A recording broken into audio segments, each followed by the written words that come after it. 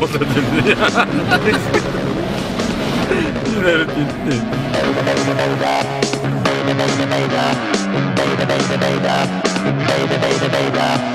We are Prodigy.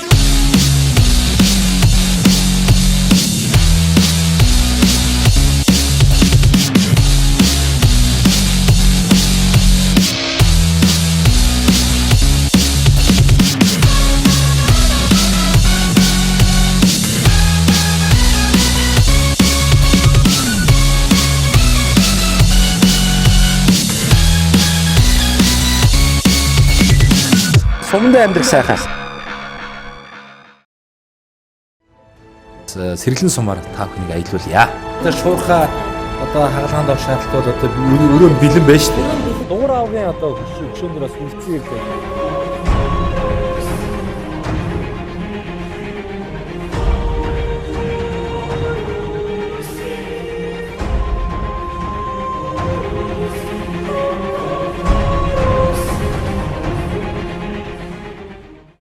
За үзэгчтэй.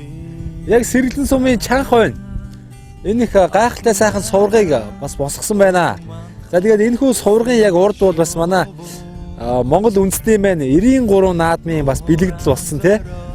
Сайхан морь унж байгаа хүүхэд, за Монгол бүхий өмсгөл малгайгаа өмсчихсэн хүүхэд, за ном сур одоо номоо барьсан хүүхдийн зураг байх шинэ.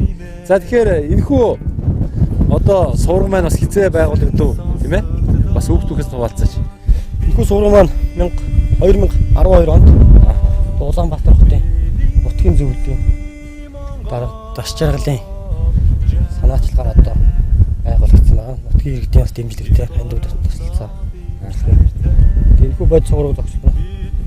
Одоо Сэргэлэн сумын ард иргэдийн эрхчлөө аз жаргалтай баян чинэлэг тий нутаг усан цаашид тэгээд амгалан байж одоо буйнд маална үсэн үржих бэл болгож босгосон байна.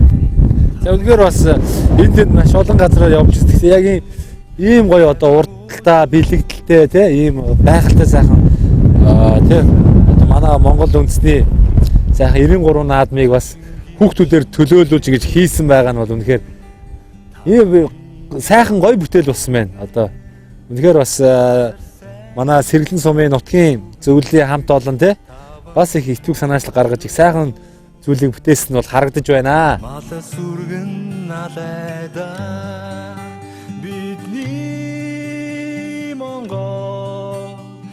За тэгэхээр Сэргэлэн сумаас нэг 30-аад км-ийн зайд байдаг нэг Малчин айланд очихоор явж байна. За тэгэхээр яг энэ явж явах замд нэгэн бас уултай тааралтай хоошоо явж явах хооронд за тэгээ уулын орой дээр худаг байдаг гэж их сонин зүйл бас нутгийн хүн ярьж байна. Монгол жаргалтай их орондоо бид хайртай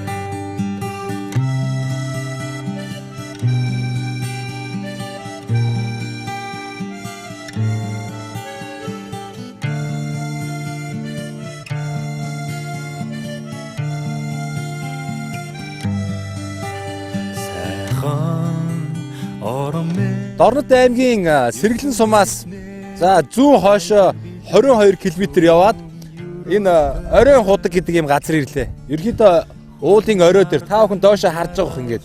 Тэгээ би гайхаад байна л да. Уулын орой дээр ийм худаг байдаг гэхээр би өөртөө энэ нутгийн хүмүүсийн ярьсан дээр итгэхгүй байсан. Тэгээ яг ингээд гараад үтсэн.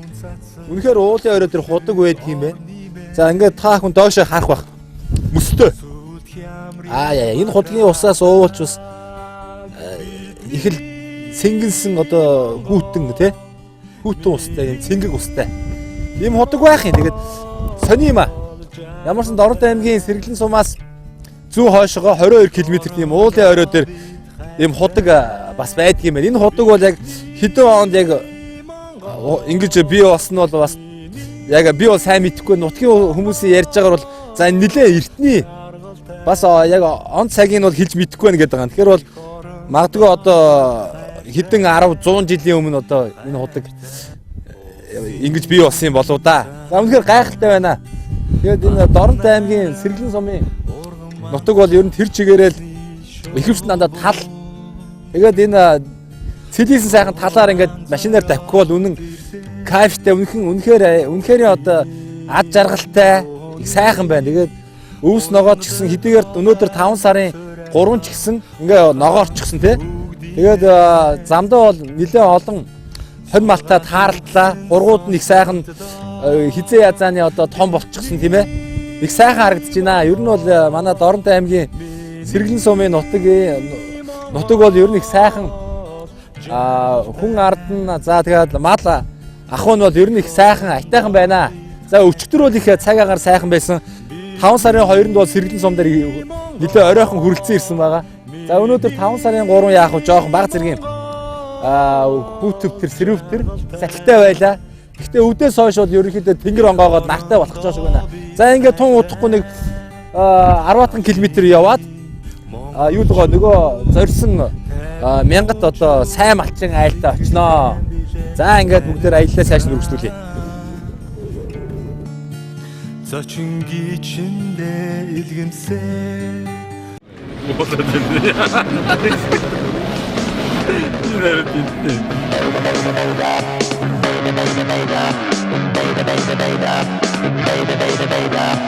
We are Prodigy.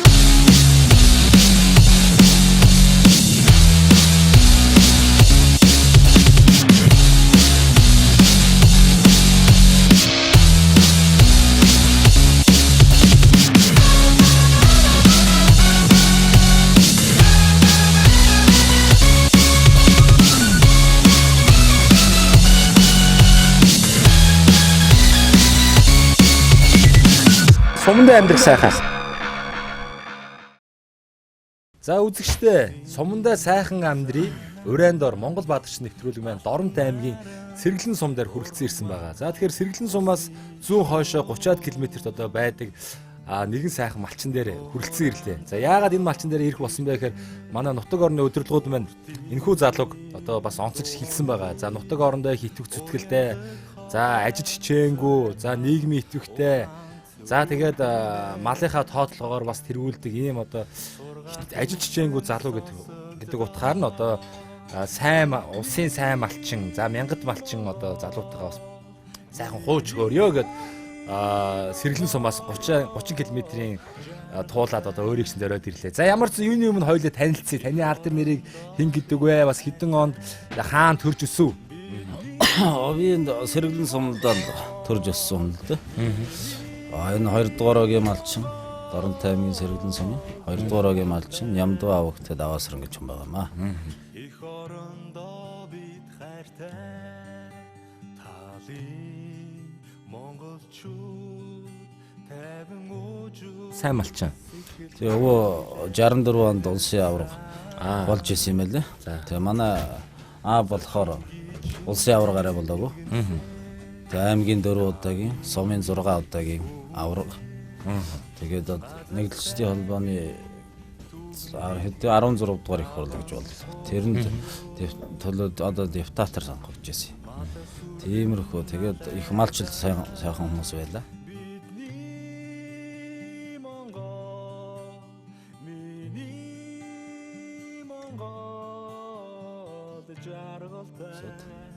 Тэгээ одоо тэр үуч илгээлч гэж нэртэй биш л дээ. Тэгээ ер нь хөдөө гарсан. Одоо галгол айлын ганц хөө шүү дээ би чинь. Тэгээд гал голомтыг залгуулах учиртай, дээрээс нь малчин удамтай. Тэгээд ер нь мал харах ийм хувь заяал надад тохиосон юм байна. Тэгээд одоо өдийг хүртэл ингээ маллаад явж байна. Тэгээ малын энэ сайхан малын буян их юм. Дээрээс нь бас хувь хүний жоохон гिचэл зүтгэл. Жоохон ч биш. Орно л доо. Тэгээд ингээ л юм орно шүү дээ. Тэгээд ер нь нэг иймэрхүү төвшөнд л явж байна да. За эдгээр хоёулаа сайхан хууч хөөрөлтөө. Одоо ер нь тавгшуу мал гэж ярьдэн штэ. Тэгэхээр таны хувьд ер нь бас хідэн мал байна. Одоо юу гэдгийг те адуу, тэмээ, одоо хонь ямаач гэдэг юм уу те. Ер нь яг ихнэн тооны одоо мас хөрхтэй байна. Гой яг энэ олон жил гिचэн зүтгэсний өг дээдсийн буян аривжаад дажгүй болсон нэг 2-3 мянган мал байна. Тэгээд ер нь бол Монгол улсын сайн малчин цол хүртлээ 12 онд. Тэгээ энэ хооронд мал хувийг чанартай ч өсгсөн тооцогддог зарим үе чанаргүйч гэж хэлэгддэг хүмүүс. Тэгээд ер нь бол чанартай ч бай чанаргүй ч байсан тоо толгойг нь бол үдий зэрэгтэй болголоо. Тэгээ бас ер нь мянгат малчин хүмүүс тоо толгойг анхаарахгүй чанар муутай байна гэсэн бас нэг үг яриа байдаг. Тэгээ альва юм хоёр талтай тэгээд ер нь тоо толгой их болгоно гэдэг чинь бас цаана их нэлээд хэмжээний хөрөнгө үгүй хүчин зүтгэл нуугдчихл байдаг юм байна л да гэж хэлэх байна. За тэгэхээр одоо бас нэг хүн бол тэгж олон одоо 2-3 мянган мал бол одоо бас юу гэдэг мал зохицуулна гэдэг бол бас бэрхшээлтэй. Тэгэхээр бол хүн хүчний тал дээр ямар хөө байдаг. Өөрөө бол айлын ганц хүүгээд байгаа шүү дээ. Тэгэхээр одоо бас хідэн хүүхэдтэй байна. Одоо бас туслах малчин энэ төр бас хэрэг болно шүү дээ, тийм ээ.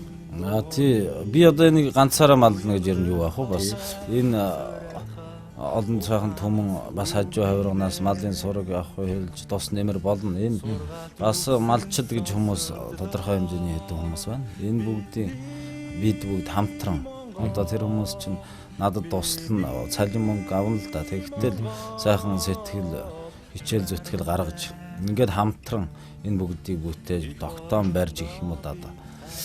Ингэж л өдий төвшөнд нь авч явж байна да. Байгалийн одоо олон хүчин зүйлүүд таарна. Янз бүрийн болно л доо энэ хоромч гал төмөр ганцууд салхи шуурга одоо тэгээд зуны сайхан цагчин салхитаад ялаа хорхонд явж гэх юм одоо олон сайхан их бэлчээр юу бэрхшээлвэ. Тэгээ энэ бүгдийг ингээд хамтран ингээд туулж энэ төвшөнд бариад л ингээд явж байна. Ер нь ингээд өвлжөө одоо зуншлаг гал ингээд ийш тийшээ нүүдлээд явна шүү дээ. Ер нь одоо хаагуур та ерөөхдөө өвлжиж одоо зуншиж байна. Одоо цусланд хоошоо хөгний давааны ингэр рүү олон сайхан задгаа устай. Цуслан нутг руугаа 30 км нүүчихнэ. Тэгээд намар нааша жоохон өгсөр байгаад энэ зүүн тийшээ гарч зүү хоошоо нэг задгаа ус бий. Тэрэнд ирж намарч чаад өвлийн сар гартал. Тэгээд өвлжөндөө бooгаад өвлжээн баруун хойно орох би зүүнтэй ч өвлжээ. Тэр хоёрын хаад нэг рүү өвлжээд. Тэгээ хавар энэ дээр хаварчаандаа бол хаврын яг мал төлөвлөхийн үед ирж байгаа юм л да. За тэгэхээр мэдээж хэрэг одоо малчин хүний бас арт хал гэдэг бол бас их том шүү дээ. Одоо сайн их гэрээ эзэгтэй одоо сайхан хүүхдүүдийн одоо тэмцэлтэйгээр мэдээж хэрэг хамаг ажил төрөл маань явагдана. Тэгэхээр та бас өөрийнхөө гэргий болон үр хүүхдийнхээ талаар бас танилцуулаач тийм ээ. Бас таны гэргий хэн гэдэг вэ? Бас ямар ажил төрөл эрхэлж байна? За одоо хүүхдүүд бас одоо хаан сурж байна тийм ээ. За би ч манай гэр бүлийн хүн чинь Шижир Туяа гэж аймгийн төвд одоо 3 хүүхдээ аваад суугаад байна доо. Нөгөө сургууль зэцэрлэгээр хүүхдүүд явах юм. Хүүхдүүд бага байна. Тэгээд би өөрөө энэ малчтайгаа хөдөө маллаад байх. Тэгээд манай гэр бүлийн хүн чинь энэ багшийн коллежийг Дорноттой төгссөн юм байна. Дорнот дээд сургуульч. Тэгээд дуу хөгжмийн бага ангийн дуу хөгжмийн багш. Урлагийн хүн байж тээ. За тэгээ одоо надтай хувь заяа нэгтгэхэд миний хувь заяаг дагаад баг шиг. Өөрийнхөө тэр мэргэжлийн ажлыг хийхгүй байна л да. Таны энэ малгай явах их сонир санагдаад байна. Энэ одоо би одоо энэ ямар үндэстэн ясны малгай гэж хэлэхэд хэцүү юм одоо. Яг энэ ямар зориултыг яадаг малгай ийм чих механигэ буудаг юм байна шүү дээ. Би бол энэ малгайг бол харж ирсэнгүй. Энэ малгайны талаас яриач. Юу юм аа? Адуучин малгай гэж бид нар нэрлэдэг бай. Ер нь адуучин малгай гэдэг. Энэ мал хойд явахад духнаас ингэхгүй жихнээс дааруулахгүй сайхан гар хийцээ өөрснөө хийчих шүү дээ энэ авгац. Энэ эмхтэй хүмүүс ч энийг ойддаг хүмүүс бас муухан үйлч агуул хийхгүй байгаа.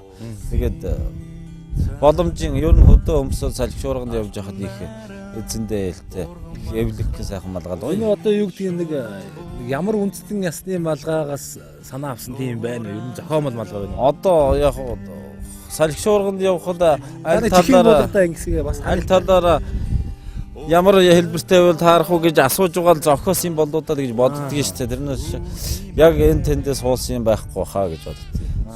Бас их бас жоохон гоёо оруулаад тавьчихсан юм байна. үндэсний шин чанарыг агуулсан. Ер нь ингээд бас их сонирхолтой малгай байна. За адуучин малгай гэсэн тийм. Бид нар бол адуучин малгай. Таны анзаарч ажилласнаар ер нь яавал бас мал ахуйд ер нь ашиг тустай байдгийн. За хичнээн тооны одоо хэдэн төрлийн одоо мал малж байна тийм ээ? Энэ талаар бас яриач ээ. За ер нь бол 5-30 мал малж байна л доо. Ингээд мал болгон сайхан да адууч, тэмээ, чон ямаач, өхөрч хүнд өр өгөөж гол нь энэ бүгдийн үр өгөөж ашигыг харах өөртөө тусахын тулд л хүний хичээл зүтгэл. Тэр байнгын одоо өөрийгөө хит ядраахгүйгээр аль болох ашигтай. За тэр нөгөө чухал үед нь маш их өөр хамгаалт мал зүргээ одоо хамгаалж салхи шуурганаас ч юм уу төвөмөрнөөс ч юм уу одоо бороо шорооноос ч юм уу салхи шуур энэ бүгд бэрхшээлүүдээс малаа хамгаалах ёстой үед өөрийгөө өөрөө маш сайн үүрэг хүлээж байж энэ малын ямар ч малын үр өгөөж үр ашиг хүнд тусдаг юм байна гэдгийг ойлгоод байгаа л да. За тэгэхээр бас Сэргэлэн сумаас зүүн хойшоо 30 км-т одоо хаварж байгаа. За сайн малчин даваа сүрэн гэдэг одоо сайхан залуугийн дээр манай нэвтрүүлэг хүрэлцэн ирсэн учраас бас сайхан халан дотны яриа өрнүүлээ. Тэгээд манай нэвтрүүлгийн хамт олонны зүгээс бас энэ очсон сайхан айж амтлагын танилцсан хонсон айлдаа бас энэхүү талархлыг бас дуршлуулж үлдээж байгаа маа. Энийг бас танд гартуулан үлдээе. За дээрэс нь би бол танаас бол өөрийнхөө мэд химийг мэдхийг хүссэн зүйл бол асуусаа. За тэгээ магадгүй одоо та юу гэдгийг те миний асуугаагүй асуултыг за ер нь нэг телевиз үзэж байгаа үзэгч нартаа за нэг дарга нартаа нэг хэлхийг сүүгээвэл бас те энд ашигт бас сүүлийн хэдэн хооронд танд үлдээ. Та тэгээ бас те бод сандаг зүйлээсээ жоохон хуваалцаач яг газар дээр нь орон нутг дээр амьдардаг хүний хувьд те бэлчээрийн тал дээр ч гэдэг юм уу те. За ер нь бол энэ уул уурхай бэлчээрийн мал аж ахуй газар тариалан 3-ыг сайхан донжин олж хор хооронд нь аль болох тэнцэлтэй бие биендээ хор хөнөөлгүйгээр ийм сайхан төр засаг мэн энэ бодлого боловсруулдаг хүмүүс минь анхаарч үзэхгүй болоод бас жоохон зөрчилдөөний чанартай юм гарах гэдэг байгаа гэж би үзэж байгаа. За тэгээд ер нь бол одоо тэрний одоо аль болохоор аль таатай сайхан байлгахаар тийм онс одоо тэр донж бол байж л байгаа л да. Тэр бүгдийг энэ ухаантай мэрэгэл сайхан боловсрол бодлого боловсруулдаг хүмүүс маань бодох л байх. Ер нь сануулж хэлэхэд бол энэ бүлэг нөхрөл хоршоод бол гэж байгаа. Ер нь хоршоо бол гэж голлон одоо төр засгаас бид нарыг малчд бид нарыг шахаж байгаа. Хоршоо болоогүй хоршооны гишүүн болоогүй бэржид хамаарагдаагүй хүнд бол ноос ноолрын урамшуул олгохгүй гэх жишээний юм. За шахааны барьц гэдэг шиг одоо арай гатуу хэлжээж болно л да. Энэ мэтлэн юм байгаа. Тэгэхээр бид нар хоршоо болоход болж болно. Тэгээ яг би хоршоо болсноороо далимдуулаад нэг хүнд яаж яснаас нэг өөрөхөд яаж яснаас газрыг эзэмшүүлвэл яасан юм бэ л гэж би санаа дэвшүүлэх гэдэг байна. Тэгээ энэ эзэмшнэ гэдэг маань ховчилж байгаа эд биш, өмчилж байгаа эд биш.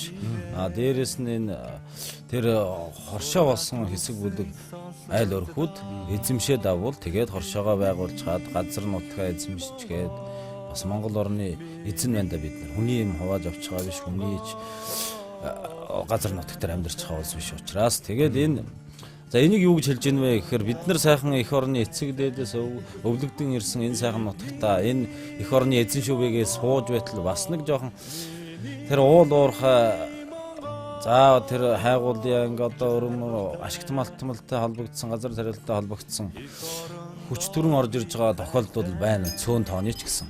За улс зурагтаарч ярьжсэн говийн аймагуудад айлын хашаа хороо тэр нутаг ус энэ бүгдийг ягаад та тэд хоногийн дотор нүүч гэсэн юм ярьсан. Ийм бол баримтаа тодорхой юмнууд үүссэн байгаа. Тэгээ энэ бүгдээс сэргийлж бас бодлого хэрэгтэй юм болов уу гэж байна. За тэгээ энэ хоршоо бол гэж шахаж байгаа дээр юм эзэмшүүлчүүд бас тэр эзэмшиж байгаа хоршооны нөхдүүд бид бүгд малчид бид бүгд тэр эзэмшиж байгаа нутагта зөв бас илүү өөр юмсыг их илүү одоо байгаагаас их илүү харьцах болов уу гэсэн юм таам байгаа юм л да. Энэ тэр худгаа хэдүүлээ хэзээ ашиглах уу, тэр задгаа усаа хэзээ ашиглах уу, тэр өнцөг болонгийн тэр манай хоршооны нутгийн тэр өвсийг нь хэзээ өвлөний түү зум нийтгүүгээ юм хуваартай ашигладаг ч болох юм. Ийм. За тэгээд иймэрхүү санаа дэвшүүлж байгаа юм. Тэгээ энэ ирээдүйд ер нь эхэн болонгоргүй аддаг нь бас болонгоргүй ийм сайхан Монгол улс хөгжих болтугай мал аж ахуй газар тариал уул уурхай газрын баялагийг ашиглах нь бол зөв тодорхой хэмжээгээр ашиглах нь бол зөв. Тэгээд мал сураг малчид бид нар бас таатай амьдрах бас нэг ёстой. Дээрээс нь газар тариалан эрхэлж байгаа хүмүүс маань газар тариалангаа эрхэлдэггүй яах вэ? Энэ бүгдийг энэ гурвыг хосолсон сайхан донжтой ийм бодлого хэрэгтэй юм болов уу гэж юм бодож байна.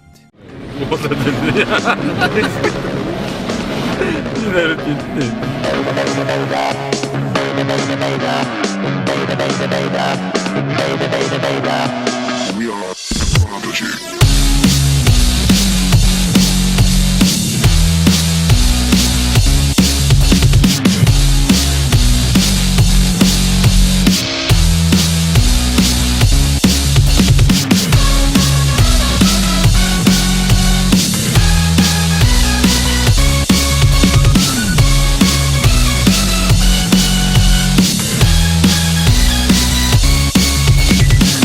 Сумдаа амьдрах сайхан.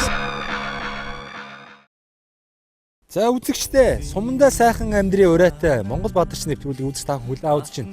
Тэгэхээр өнөөдөр бол 5 дугаар сарын 3-ны өдөр байгаа. Бид бүхэн Доронтой аймгийн одоо Сэргэлэн сум дээр хүрэлцэн ирсэн байгаа. Ингээд манай Сэргэлэн сумын засаг дарга гүр аригчаатайгаас хамт өнөөдөр сайхан аялаад явж байна. Манай гүр аригчаа дарга маань бас нэгэн хүүхдтэй холбогдолтой газрыг бас үзүүлье, харуулъя, үзэгчтэй сонирхуулъя гэдэг энэ балгас маань одоо 300 гаруй жилийн өмнөх л одоо хүүхдтэй юм шиг байна. Тэгээ манай засаг дарга маань өөрөө сайхан тайлбарлах байхаа. За одоо бид бүхний энэ ирээд байгаа газар бол гүн савгийн бэхлэл тэмэх ийм газар байгаа. Манай Сэргэлэн сумын төвөөс зүүн тишээгээ 20 орчим километрт байдаг ийм газар. За Монгол улсын түүхэнд манай Сэргэлэн нутаг 3 том хэн гавьяа болсон. Ийм онцлогтой тэмээг нь бол нэлээд хожуу их энэ газар байгаа юм. За энэ газар бол монголчууд манжийн эсрэг одоо тэмцэж байсан 1700 онд. Баруун Монгол амар санаа төв халахад Чингүнжав. За өвөр Монголд Сэвдэн Балжирнаар бослог гаргахад мөн одоо түүнтэй хамтарч одоо зүүн Монгол бослогыг өдөртөж байсан гүн саваа хэмээх одоо гүн цолтой сайхан саваа хэмээх Баатар эрийн одоо манжийн зэрэгтэй тулдж байсан шийдвэрлэх тулааны хийсэн юм газар байгаамаа. Тухайн үед сайхан саваа Баатар манжийн эсрэг энэ газар байлдах энэ газрыг сонгохдоо баруун болон хойд тал зүүн талаараа бол ус намхтай зөвхөн одоо урд талаасаа бол одоо ийм тэгш ийм одоо тал ийм газрыг сонгож өөрөөр хэлбэл одоо араас нь дайрах боломжгүй зүүн баруун хойд талаас нь дайрах ийм боломжгүй ийм газрыг сонгож авч ингэж одоо бэхэлтэй барьсан байгаа. За энэ бэхэлтийг бол тухайн газар орон нутгад одоо байгаа. Гэхдээ одоо энэ чинээс нэг 15-6 км-ийн цаана байгаа ийм гайхны ургаан хатнуудыг зөөж эвлүүлж хийсэн. За энэ газар бол одоо үндсэн энэ том бэхлэлт мөн одоо тойрсон одоо 5-6 ийм жижиг одоо бэхлэлтүүд буюу өхөр бууны сум гэж ярьдаг, суур гэж ярьдаг. Ийм газруудын цамхууд байсан гэж ярьдаг. За ийм бэхлэлтийг бол босгож манжийн зэрэгтэй одоо шийдвэрлэх тулааны хийсэн. За энэ газрын ард доор бол одоо гүн саваа Баатрын хайртай хатных нь одоо шарил байдаг. За энэ чинь энэ газрын одоо гүн саваа Баатар бол манжийн одоо тэр хүч тэнцвэргүй том тулдаанд ороод манжийн зэрэгт одоо ярагдчих. За үүнээс цааш бол одоо энэ хойд зүгт одоо манай Баяндум сумын чиглэлд бол одоо ухарсан байдаг. Одоо энэ хойшоо бол одоо гэлцхийн даваа гэж даваа байдаг. Тэр даваан дээр бол одоо гүн саваа Баатрын хөө хоёуг бол наранд гэлтгэнэж одоо далд орсон гэж. Тэр нутгийн иргэд бол сайхан одоо гүн саваа Баатар минь ингээд энэ уулыг тавж одлоо гэж тэр уулын газрыг бол гэлцхийн даваа гэж нэрлсэн гэж ярьдаг. Ийм сайхан төвхтэй газар байна. Энэ бол одоо монголчуудын Монголын үндэсний эрхчлөөний төлөө хөдөлгөөний бас нэгэн голомт юм аа. За тэгвэл бас гүрээ дарахтаа ингээ яваад энэхүү одоо бэхлэл цайз болон энэхүү одоо харуулын постууд за эргэн тойрон бас тухайн дээр үед одоо ингээд дандаа намагтай устай байсан гэдэг байгаа. Одоо ч дэлхийн дулаар л тэргээ те ерөөдөө яг наашаа ирж байгаа замд бол энд ч та бүхэн бол энд намагтай байсан газарыг заасан газрууд одоо хуурай газар болчиход байна шүү дээ. Тэгвэл хэдийгээр энэ хэсгээр хатсан цэсэн одоо энэ нөгөө нэг талаар нь бол бас цуны цагт бол машин тэрэг явах аргагүй бас ус тогтдог гэдэг байгаа шүү дээ. Тэгэхээр бол үзэг сав хүндээ бас энэ хүү бэхэлт болон харуулын цамх эргэн тойрон харагдах тэр орчныг бас хамтаа явж харуулъя тийм ээ. За. Ер нь бол энэ баруун тал бол 3 жилийн өмнө бол нийл ус уссан. Ер нь бол аргагүй устай газар байсан юм билээ. Одоо чинь тэр 300 гарна бараг 400 жилийн өмнө ч одоо манжууд яг манай Монголыг чи эзлэх гээл одоо янз бүр болж байхад бол манай Монгол баатрууд бол маш ихээр тэмцдэг байсан тий. Яг л тэр цаг үе түүхийн одоо уул мөр болцсон үлдсэн одоо энэхүү мундаг бэхлэт сайз байна. Тэгэхээр та бүхэн харж байна. Би одоо яг 300 гаруй жилийн өмнө одоо манай Монгол баатрууд маань тий харийн эзлэн төрөг төрөмлөжтөөс өөрсдөө хамгаалахын тулд энэхүү том чулууг өөрсдийнхээ гараа зөөж авчираад энд ингэж ихсэн сайхан нарийн өрсөн байна л да. Яг л одоо барилга барьж байгаа юм шиг. Тэгэхээр яг би бол одоо тухайн цаг үеэс 300 гаруй жилийн дараа ирээд энэхүү чулуу ингээ бариад ингээд байж хад бас их сонирн мэдрэмж төрж байна. Тэр үеийн одоо манай Монгол сайхан ирчүүд маань энэхүү бэхэл сайзыг бол барьж исэн байна. Тэгээд энэ бол яалч одоо үүхтүүх өгүүлсэн юм. Манай Монголын маань тусгаар тогтнолтой холбогдолтой. За манжи эсрэг тийм ээ. Эрчлөөнийхөө эсрэг одоо эрчлөөний төлөө тулж исэн сайхан баатруудын дурсгал манай Дорнод аймгийн Сэргэлэн сумын одоо нутаг дэвсгэр дээр энэхүү нэр нь юу лээ? Гүн саваа гэж одоо мундаг баатар хүн байжээ. Гүн саваагийн бэхлэлт буюу энэ бол яалч манай Монголын түүхэн дурсгал газар юм байна. За ингээ үүдс таавхан харж байгаа. Тэнд бас нэг хар хэсэг чулуу ингээд байж тэнцээ бол одоо бэхлэлтийн сайз байсан байна. Сайн наашаа ирж хагаад энд нэг бас тэнд нэг тий? Бас ингээ яг бэхлэлтийн юм цамхагууд байсан юм шиг байна. Энд бас нэг суур байх шиг байна тий. Яг энэхүү яг үндсэн том бэхлэлтийн сайзаа тойроод нэлээд олон тооны ийм харуулын цамхаг бэхлэлтийн бас цамхаг байжээ. Тэгээ яалч одоо манжин цэргүүд одоо юу гэдэг зөвхөн энэ тал газараас наашаа ирнэ. Энэхүү том бэхэл цайснаас бол манай Монголын мундаг харваачд бол харвдаг байжээ. Тэгэхээс бол нөгөө дайсны цэргүүд бол араас болон баруун зүүн талаас бол орж ирэх ямар ч арга байхгүй тий. Тэгэхээр бас тухайн үеийн баатрууд маань бас тэр байлдааны тактик уран ухааны хувьд бол бас үнэх яалч бол мундаг байжтэй тийм ээ. Энэ одоо энэ чулуу болгоныг энэ хуучин нийгмийн үед бас энэ чулуугаас зөөж аваач одоо малын хороо хашаа энэ барьдаг байсан гэж байна. Тэг энэ чи их том байсан. Энэ бол одоо дээш 2 3 давхар 4 давхарч байсан юм. Одоо ямар ч байсан. Тэг ямар ч байсан бол энэ чулуунаас зөөж авсаар хагаад энэ үлдсэн гэдэг үл их юм байгаа байхгүй юу? Тэг би бас харамсдаг. Энэ чулуу яагаад гэвэл энэ магадгүй энэ чи Монголын хичнээн сайхан баатарлаг ерсүүдийн цусаар энэ чулуу одоо тэ бодогдож одоо энэ дэр үлдсэн болоо. Тэр үеийн одоо манай эх орончдын маань цус хөс шингэсэн ийм сайхан газараа тийм учраас энийг бол цаашдаа бол энэ бол яалч соёлын өв байна шүү дээ. Соёлын өв. Дээр нь энэ Монголын түүхчдийн бас нэг судлах тийм нэг том судлах том болж байгаа. Ялангуяа энэ сайхан саваа юу гүн саваа хатын тухай судалгааны ажлууд одоо хийгдэх цаг бол болсон гэж би бодож байгаа. Тэгэхээр засаг дарга юу жишээлбэл одоо соёл спорт аялал жуулчлалын яамд одоо танаа сумаас бол тий энэхүү одоо энэ түүхэн дурсгал газрын тухай одоо мэдээлэл болоод одоо хүсэлт явуулах юм бол бас тий манай яамны хамт бол энэ дээр бас ач холбогдол өгвөл ирээдүйн манай Монгол залуучууд манай Дорнод аймгийн залуучуудад бас энэхүү бас тий өвөг дээдсэн тусгаар тогтнолынхоо төлөө тэмцэжсэн ийм одоо яалч бол манай Монголын соёлын өв түүхэн дурсгал түүх өгүүлсэн газар шүү дээ тий. Биднээс энэ газруудаа бол ямар ч гэсэн Монгол улсын соёлын өвд бүртгүүлэхээр баримт дотор одоо зох газрууд нь хөргүүлчихсэн. Бүртгэлд нь оруулаад явж байгаа. Тэгээд одоо манай мэргэжлийн байгууллагууд, албаны байгууллагууд бас энэ чиглэлд анхаарлаа хандуулна гэж найдаж байна. За баярлалаа маань засаг дарга бас би бол бас их бахарх чинь яагаад гэвэл би яг энэ газар те Сэргэлэн сумын нутаг дээр байдаг энэхүү газар бол ирж байгаагүй анх удаа ирлээ бас их мэдрэмж хүртэл шал өөр байна. Ингээд өөр ирэхгүй огшоол тий. Тэгэхээр манай олон сайхан үзэгчд маань энэхүү газрыг мэддэг боллоо тий. Та бүхэн Дорнод аймгийг зорж ирээ. За сайхан аялаж явж байгаа бол энэ Сэргэлэн сумын нутаг дээр байдаг энэхүү сайхан гүн саваагийн газар тий энэ Батгсан дээр ирээд бас сайхан тэр түүх дурсамжаас бол бас хуваалцах боломж байдгийн байх шүү. За хэдүүлээ шаашаа явъя тийм ээ.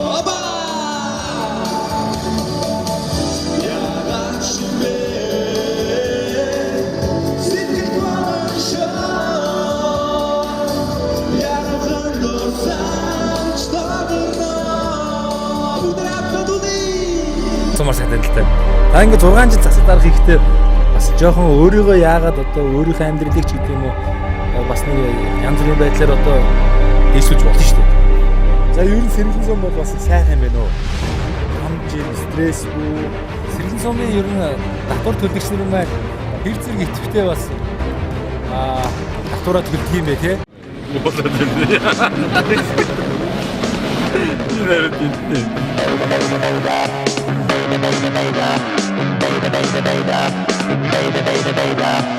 We are Prodigy.